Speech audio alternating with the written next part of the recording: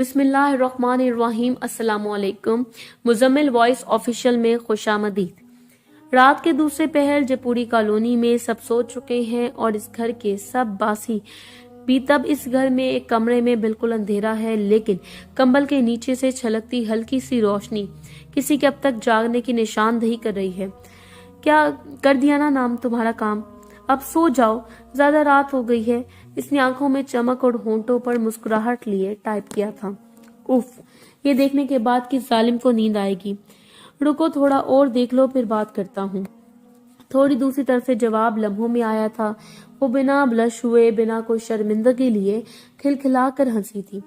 बस टाइप करके सेंड किया और अपना नाइट गाउन उठाया था। इस वक्त इसके मैसेजेस पर इसके फ्रेंड में से किसी का मैसेज आया था और मैसेज नोटिफिकेशन पढ़कर इसने वो मैसेज खोला तो एक फोटो थी, और फोटो ऐसी कि वो पहले कान की लुओं तक सुर्ख पड़ गई थी। फिर गुस्से से मैसेज टाइप किया था, मुसलमान ही हो ना, अल्लाह को मानते हो, अल्लाह पाक शर से बचाए तुम लोगों से, हर नेक लड़के और लड़की को, आमीन। वो गुस्से से भुभकते टाइप करके सेंड करते हुए अभी अपना क्या भूल चुकी थी। इसने मैसेज भेजकर तेज से कपकपाते इसको ब्लॉक कर दिया था।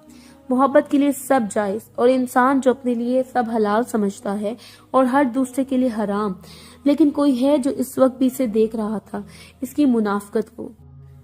सुबह 4 बजे जुबैदा इसके कमरे की तरफ आई थी और दरवाजे पर दस्तक दी।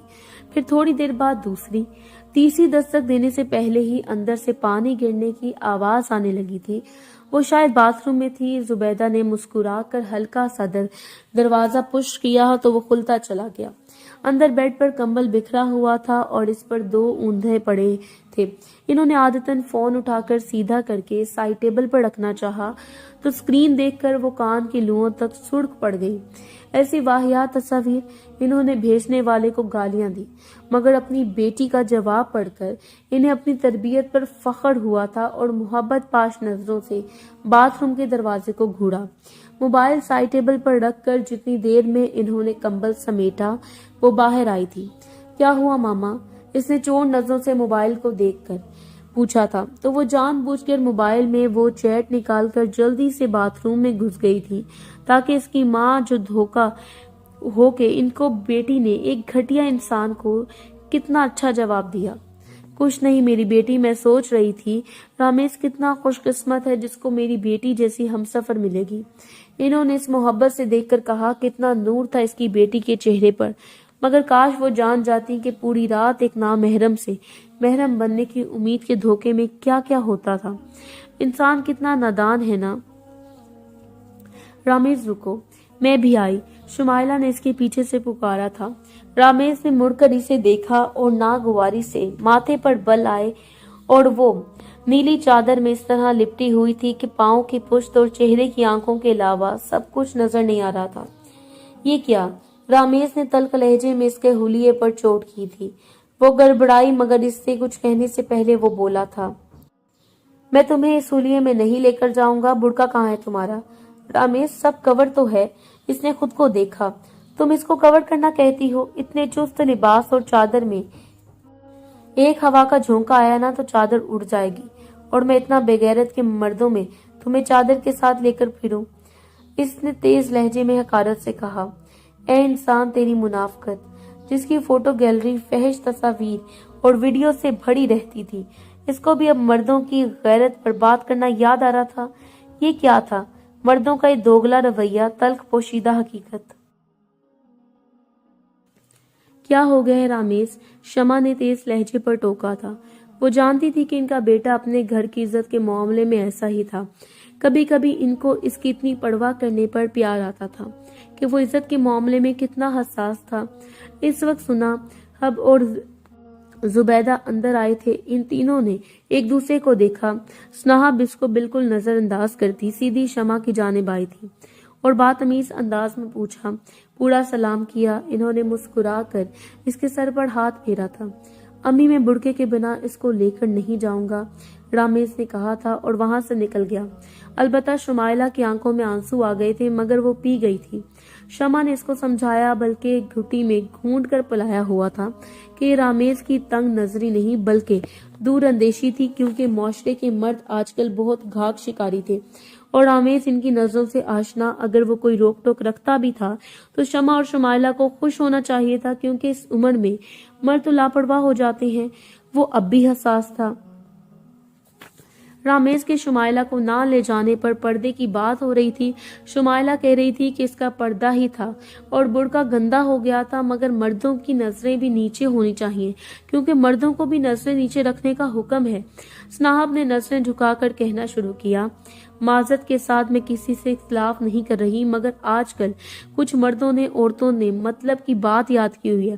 مرد کہتے ہیں کہ جب پردے کا حکم آیا تو دنیا کی بہترین عورت نے دنیا کے بہترین مردوں سے پردہ کیا، اور خواتین کہتی ہیں کہ قرآن میں مردوں کو نظریں جھکانے کا حکم پہلے اور عورتوں کو پردہ کرنے کا حکم بعد میں ہے۔ حقیقت میں نہ مرد نظریں جھکانے پر راضی ہیں نہ عورتیں پردہ کرنے پر راضی ہیں۔ ارے یہ قرآن کا حکم ہے، اس سے کیا فرق پڑتا ہے کہ کون سا حکم کب آیا؟ مگر سچ یہی ہے کہ مردوں کو نظریں جھکانے کا حکم اور عورتوں کو پردے کا حکم ہے، تو اس پر بحث کیا کرنی؟ بس اپنا قبلہ درست کریں اور وہی کریں جو میرے اللہ کا حکم ہے، صاحب نے کہا تھا، اور وہاں اس کے علاوہ موجود تینوں کو سانپ سونگھ گیا تھا۔ شمع تو اس کی بات پر خوشی سے نہال ہی ہو گئی تھی اور دل ہی دل میں رامیز کے نصیب پر فخر ہوا اسے۔ شمائلہ البتہ قائل ہو گئی تھی، اور زبیدہ تو تھی ہی صاحب کی ماں، وہ تو اللہ کا جتنا شکر کرتی کم تھا اسے نیک سیرت بیٹی ملنے پر۔ بھابی آپ نے صاحب کی بہت اچھی پرورش کی ہے، میرا رامیز خوش نصیب ہے کہ اس کے نصیب میں صاحب کا ساتھ لکھا گیا۔ شمع کی آنکھوں میں خوشی کی نمی آئی تھی۔ بڑکے میں موجود صاحب چوٹ سا مسکرائی۔ اکثر لوگوں کے بھید رات جانتی ہے، اور اللہ پاک کے بعد صاحب کو رات اچھی طرح سے جانتی تھی۔ جب دونوں پر شیطان سوار ہوتا اور دور ہوتے ہوئے بھی صرف لفظوں سے ایک دوسرے کے جسم کا لمس تلاشتے ہوئے ان کو فجر ہو جانے کا بھی ہوش نہیں ہوتا تھا۔ اگر ہم دنیا میں عزت دار ہیں تو کوئی غرور نہ کرے، کیونکہ ہم عزت دار اللہ کے پردے کی وجہ سے ہیں جو انہوں نے لوگوں کو اور ہمارے عیبوں کے درمیان کیا ہوا ہے۔ رامیز صاحب کا چچا زاد کزن تھا۔ ان کی منگنی صاحب کے BA میں ہوتے ہی دونوں کی رضامندی سے ہوئی تھی، اور منگنی کے بعد دونوں رات دیر تک باتوں میں مشغول رہتی، ایسے باتوں میں جن کو سن کر شیطان بھی شرما جائے۔ پہلے صاحب نے بنا دوپٹے کی تصاویر ارسل کی، پھر یہ سلسلہ نیم بڑھنا سے کب بڑھنا تصاویر تک چلا گیا۔ ان دونوں کو ہوش نہیں تھا، وہ ایک دوسرے کو مستقبل کا ہمسفر مانتے ہوئے باتوں میں ہی ساری حدود پھلانگ چکے تھے۔ وہ ایک ایک تصویر پر کھل کر تبصرہ بلکہ واہیات تبصرہ کرتے تھے، اور وہ نادان اس کو مستقبل کا شوہر مان کر اس کے سارے تبصرے جملے اور گری ہوئی تھی حد تک ذو معنی باتیں حق سمجھ کر وصولتی تھی اور شکر گزاری کرتی تھی۔ رامیز نے شادی سے انکار نہیں کیا تھا، کیونکہ وہ انکار کر ہی نہیں سکتا تھا۔ اب اس کو صاحب کے وجود کی کشش کھینچ رہی تھی۔ پھر ان کی شادی ہو گئی۔ پہلے سے ہی ایک دوسرے سے آشنا وہ جسم کی طلب مٹا کر ایک دوسرے سے بہت جلد بیزار رہنے لگے تھے۔ یہ تھی ان دونوں کی محبت، وجود سے لے کر وجود کے لمس کی طلب تک، اور آگے بس سناٹا اور بیزاریت۔ صاحب گھر کی ذمہ داریاں بخوبی سنبھال رہی تھی، البتہ جو خون رامیز کے منہ پر پہلے سے بیہودہ ویب سائٹس اور صاحب کی بدذات خود لگا چکی تھی، اس خون کی بھوک نے اسے دوسری لڑکیوں کی جانب متوجہ کر دیا، مگر ان لڑکیوں کی طرف جو اس کی نام نہاد غیرت کے لیے خطرہ نہیں بنتی تھی۔ وہ موبائل پر چیٹ کر رہا تھا جب صاحب نے آ کر محبت سے اس سے موبائل چھینا تھا، مگر جب موبائل سکرین پر اپنی آنکھوں کے سامنے کی گئی ایک تصویر دیکھ کر اس کا منہ سرخ ہو گیا تھا۔ تب تک وہ خود کو پرسکون کر چکا تھا۔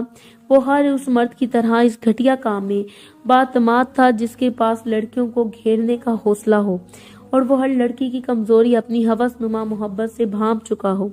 یہ کیا ہے؟ صاحب نے اس کے آگے موبائل پھینکا تھا جس میں کسی لڑکی کی اڑیاں تصویر تھی۔ کیا ہے وہ؟ انجان بنا سکوں سے گویا ہوا۔ کتنی واہیات تصویر ہے، کس کی ہے؟ صاحب کوئی لڑکی دیکھی دیکھی لگ رہی تھی۔ پھر اس کے ذہن میں اچانک جھماکا سا ہوا، یہ تمہارے اس دوست کی بہن ہے نا جس نے شادی کے بعد ہماری دعوت کی تھی؟ ہاں، تمہیں شرم نہیں آتی؟ کس بات کی شرم؟ تم شادی شدہ ہو رامیز، اور تم یہ واہیات تصویر۔ سناہب کی آواز صدمے سے گم تھی۔ تم بھی تو مجھے شادی سے پہلے بھیجتی تھی، تب وہ واہیات نہیں تھی، رامیز نے استہزائیہ کہا تھا۔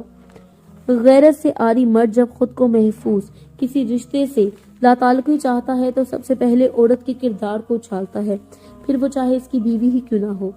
تم کہتے تھے کہ ہم محرم بننے والے ہیں، سناہب نے اس کے تیور دیکھ کر بجھے بجھے لہجے میں کہا۔ اسے گمان بھی نہیں تھا کہ زندگی کے کس موڑ پر وہ یہ کہے گا۔ اوہ، میں کہتا تھا کہ ہم محرم ہیں اور تم نے مان لیا۔ بچی تھی تم۔ منگنی ہونے کا مطلب یہ نہیں ہوتا کہ منگیتر کو سب اپنا آپ دکھا دو۔ تمہاری اطلاع کے لیے عرض ہے کہ نامحرم ہی رہتا ہے جب تک نکاح نہ ہو۔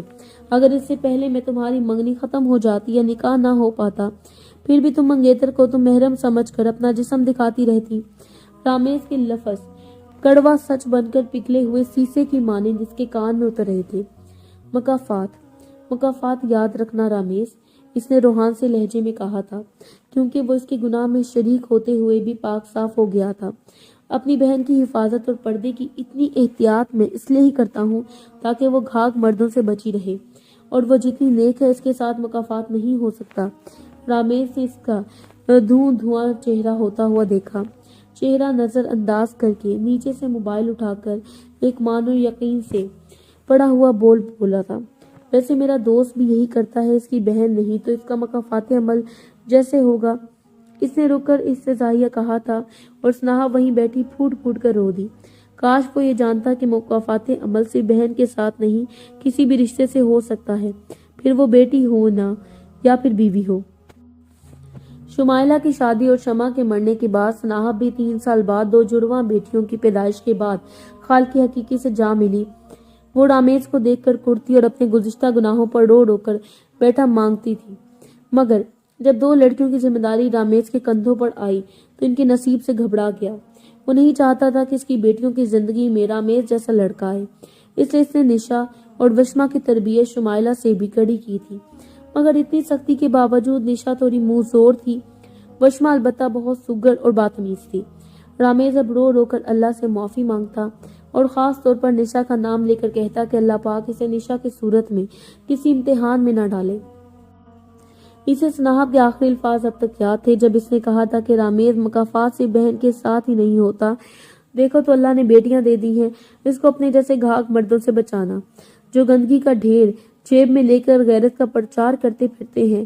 اور یہی یاد کر کے وہ ڈر جاتا کہ نشا کاش تم بھی وشما کی طرح ہو جاؤ، پھر مجھے ڈر نہیں رہے گا۔ رات میں بے چینی بڑھی تو وہ اٹھ کر کمرے سے نکلا تھا۔ پچھلے صحن میں وہ کسی کی سرگوشیوں کی آواز آ رہی تھی، یہ یقیناً نشا تھی۔ وہ کپ کپاتے ہوئے کسی انہونی کا احساس لیے پچھلی سائڈ پر آیا تو نشا سیڑھیوں پر بیٹھی پڑ رہی تھی۔ تم اس وقت؟ رامیز سخت لہجے میں مستفسر ہوا۔ کیا کر رہی ہو؟ نشا نے سر اٹھایا۔ وہ اپنے باپ کے دوگلے رویے سے تھوڑی باغی ہو گئی تھی۔ آپ کی پیاری لاڈلی نے مجھے کمرے سے نکال دیا ہے، اسے صحن کی لائٹ میں پڑھ رہی تھی۔ اس نے کتاب اٹھا کر اس کے سامنے کی تو وہ تھوڑا خجل ہوا، پھر حیران بھی کہ وشما نے ایسا کیوں کیا۔ وہ تو اس کی لاڈلی سمجھدار تھی، یقیناً نشا جھوٹ بول رہی تھی۔ یہی سوچتے ہوئے وہ اس کے کمرے کی جانب آیا تھا۔ دروازہ ہلکا سا کھلا تھا اور یہ حکم بھی رامیز کا ہی تھا کہ وہ کبھی دروازہ بند کر کے نہیں سوئیں گی۔ وہ اندر آیا تھا، کمرہ خالی تھا، باتھ روم سے آہٹیں کسی کے موجود ہونے کا پتہ دے رہی تھی۔ تو وہ تھوڑا اور آگے آیا، بیڈ پر پڑا موبائل روشن تھا اور رامیز لڑکھڑا کر بیڈ پر گرا۔ اس کا پورا وجود راشا زدہ مریضہ کی طرح کانپ رہا تھا، اور پھر جب اعتبار ٹوٹتا ہے تو سب لہو لہان ہو جاتا ہے، جسم کیا روح بھی۔ موبائل میں اس کی لاڈلی بیٹی، جس کو اس نے کچھ دن پہلے نشا کو نظر انداز کر کے موبائل دلایا تھا، جی ہاں، اس کی لاڈلی بیٹی وشما کی چیٹ کھلی تھی اور اس نے اپنی ایک بڑھنا تصویر جو پشت سے لی گئی تھی کسی کو بھیجی تھی، اور جس نے مانگی تھی اس نے آگے سے دیکھنے کی فرمائش کی تھی۔ آگے وہ کیا پڑھتا؟ اس کا ماضی بے لباس ہو کر اس کے سامنے تھا، اس کی بیٹی کی اصلیت بے لباس ہو کر اس کے سامنے تھی۔ مرد گھاگ شکاری ہے، شکار کرنے کا ارادہ کر لے تو بھنبور کر رکھ دیتا ہے۔ یہ تھی اس کی باحجاب بیٹی کی اصلیت۔ اسے اپنا آپ اور سناہب کا ماضی یاد آ گیا۔ اس کے سینے میں درد سا اٹھا تھا۔ وشما جو اندر گاؤن اتار کر اپنی حفظ نما محبت کی تکمیل کرنے کے لیے اس کا حکم بجا لانا چاہتی تھی، جلدی سے واپس گاؤن پہن کر نکلی اور بیڈ پر اپنے باپ کو بیڈ پر بے سود دیکھ کر آگے آئی۔ اسے اپنے باپ کے سامنے بے لباس ہونے پر پچھتاوے سے زیادہ ڈر تھا۔ اس نے رامیز کو چھوڑ کر ایک ہی سانس میں میسج ریکارڈ کیا تھا: پاپا نے ہماری چیٹ پڑھ لی ہے اور پکس بھی دیکھ لی ہیں۔ پاپا کو کچھ ہو گیا ہے، تم جلدی آؤ پلیز۔ اس نے ڈرتے ڈرتے اپنے باپ کے ٹھنڈے ہوتے وجود کو چھوا تھا اور نشا کو آوازیں دینے لگی، مگر اس سے پہلے ہی میسج سین ہو کر جواباً میسج آیا تھا۔ وشما نے سوچا تھا کہ وہ اسے تسلی یا دلاسا دے گا، مگر پلیز اپنے کرتوت خود سنبھالو۔ احتیاط نام کی بھی کوئی چیز ہوتی ہے یار۔ میں فی الحال تمہارا نمبر بلاک کر رہا ہوں، بات میری امی تک پہنچ گئی تو میری ریپوٹیشن۔ اس نے ابھی سکتے میں گھر کے پورے وائس میسیجز بھی نہیں سنا تھا کہ وہ اسے بلاک کر چکا تھا۔ وشما نے صدمے سے اسکرین کو دیکھا جو اس سے دن رات سانسوں سے بھی زیادہ محبت کرنے کا دعویٰ کرتا تھا۔ آج یہ محبت بھی بے لباس ہو گئی۔ بے لباس ہو گئی تھی وہ محبت جس کا حاصل صرف وجود تھا، اور بے لباس ہو چکا تھا سب کا پردہ۔